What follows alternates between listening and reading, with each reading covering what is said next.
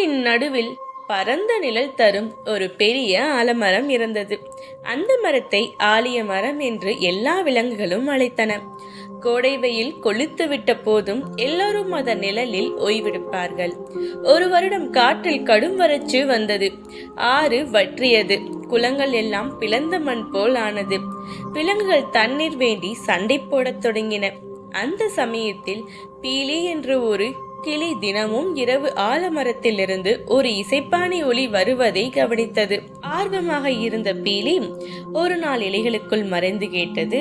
மரம் ஒரு சிறிய அணில் முத்துவிடம் பேசிக் கொண்டிருந்தது. என் வேறு அடியில் பழைய கல்குடம் ஒன்று இருக்கிறது.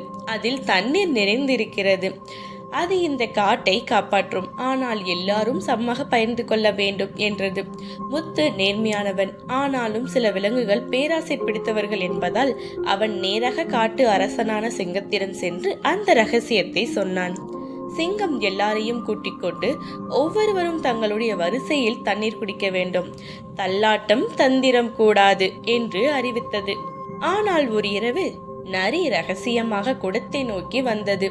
யாருக்கும் தெரியாமல் நிறைய குடித்து விடலாம் என்று நினைத்தது.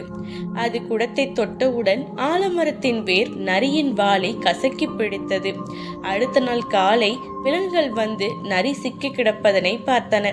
சிங்கம் கர்ஜித்தது. இதுதான் பேராசையின் விளைவு என்று கூறியது.